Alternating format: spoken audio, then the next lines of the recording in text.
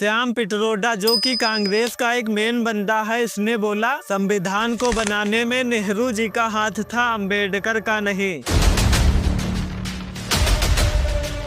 अमित शाह के एक सेंटेंस की वजह से सभी अपोजिशन पार्टी और वो लोग जो बाबा साहेब को मानते हैं वो धरने पर उतर आए। प्रियंक खड़गे, लालू प्रसाद यादव और बहुत से लोगों ने ये तक बोल दिया कि अमित शाह पागल हो गए हैं।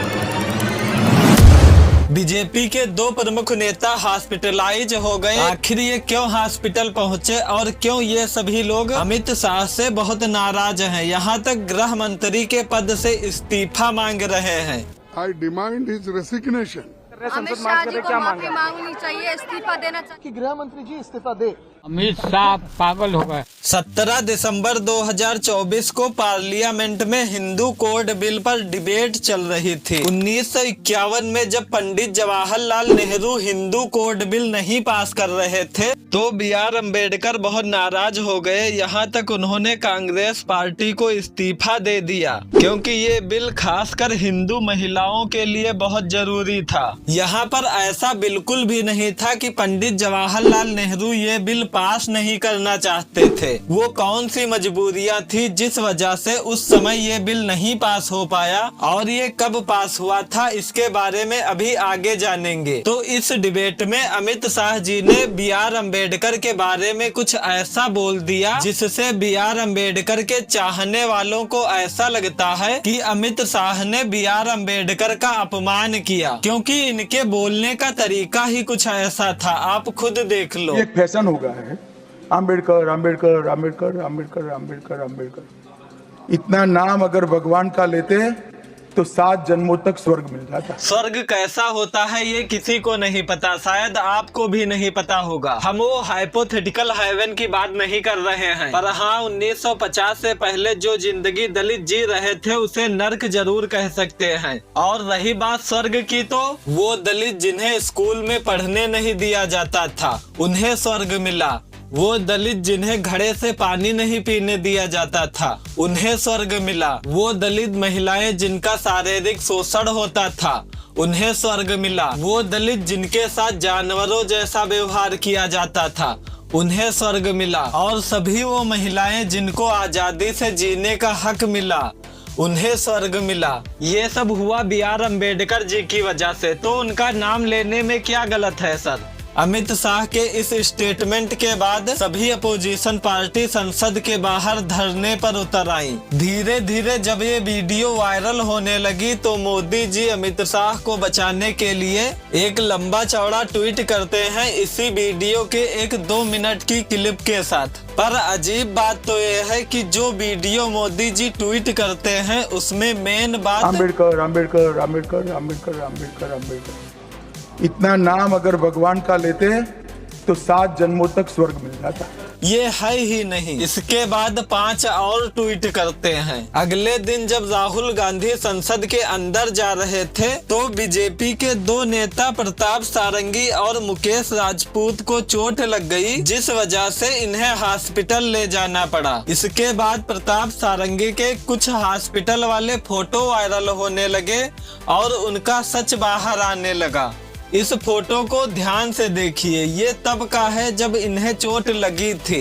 इसके बाद जब ये हॉस्पिटल पहुंचे करीब 12 बजे के टाइम, तब इनके सिर पर एक छोटा सा बैंडेज लगा था जहां पर चोट लगी थी। 2 बजे बैंडेज का साइज अपने आप थोड़ा सा बढ़ जाता है। 5 बजे वही बैंडेज पट्टी में बदल जाता है। 8 बजे वही पट्टी पट्टा बन जाती है। वैसे तो हॉस्पिटल में लोग सही होते हैं, पर इनकी चोट समय के साथ बढ़ रही थी और उसके अगले दिन कुछ ऐसा जादू हुआ कि चोट एकदम से गायब हो गई। इस पर रणविजय सिंह ने ट्वीट किया कि वक्त के साथ सारंगी की चोट गहरी होती जा रही है। मुझे बहुत फिक्र हो रही है, जल्द स्वस्थ हो यही कामना है। और मुकेश राजपूत जब हॉस्पिटल पहुंचे तो इनकी कंडीशन देखिए, बहुत सीरियस लग रही है। पर थोड़ी देर बाद जब मोदी जी की कॉल आती है तो ये सही हो जाते हैं। यहाँ तक चेयर पर बैठकर बातें करते हैं। प्रणाम सर, मुकेश राज। नमस्ते, कैसी है अभी तबीयत? सर ठीक है, अभी भी चक्कर सा आ रहा है, घबराहट सी हो रही है सर। नहीं, पूरी केयर करना, जल्दी बिल्कुल मत करना और सारी ट्रीटमेंट लेना। ठीक है सर, ठीक है सर, ठीक है सर। इधर बीजेपी का कहना है कि राहुल गांधी ने इन लोगों को धक्का दिया था जिस वजह से इन्हें चोट लगी है, और अनुराग ठाकुर ने तुरंत दिल्ली पुलिस में एफआईआर भी दर्ज करा दी राहुल गांधी के खिलाफ। यहाँ तक अनुराग ठाकुर ने हत्या की धारा लगा दी थी राहुल गांधी पर पुलिस ने 109 धारा को हटा दिया था। इसके अगले दिन यही अनुराग ठाकुर धरना करने लगता है और देखिए क्या बोलता है। माफी मांगो, माफी मांगो, माफी मांगो, माफी मांगो, माफी मांगो, माफी मांगो, माफी मांगो, माफी मांगो, माफी मांगो, माफी मांगो, माफी मांगो, माफी मांगो, माफी मांगो, माफी मांगो, माफी मांगो, माफी मांगो, माफी मांगो, संविधान के हत्यारों माफी मांगो, माफी मांगो, माफी मांगो, संविधान के हत्यारों माफी मांगो, माफी मांगो, माफी मांगो, अम्बेडकर का अपमान नहीं सहेगा हिंदुस्तान, अम्बेडकर का अपमान नहीं सहेगा हिंदुस्तान, अम्बेडकर का अपमान नहीं सहेगा हिंदुस्तान, अम्बेडकर का अपमान नहीं सहेगा हिंदुस्तान, अम्बेडकर का अपमान नहीं सहेगा हिंदुस्तान, अम्बेडकर का अपमान नहीं सहेगा हिंदुस्तान, अम्बेडकर का अपमान है। इसको देखकर बीजेपी के कुछ और नेता सड़कों पर प्रोटेस्ट करने लगते हैं और वो कहते हैं कि राहुल गांधी ने बाबा साहेब का अपमान किया। इसके बाद जब एक रिपोर्टर इनसे कुछ सवाल पूछने लगा तो देखिए क्या बोलते हैं ये। विरोध प्रदर्शन कर रहे हैं आप लोग जी, क्या हो गया, क्या अपमान कर दिया राहुल गांधी? भाई बाबा साहब के प्रति जो बोला है उसको तो छोड़ना चाहिए भारत, और अपने स्टेटमेंट वापस लेनी चाहिए। क्या बोला? जो बाबा साहब के खिलाफ बोला। किसने? राहुल गांधी ने। क्या बोला? बता भाई क्या बोला?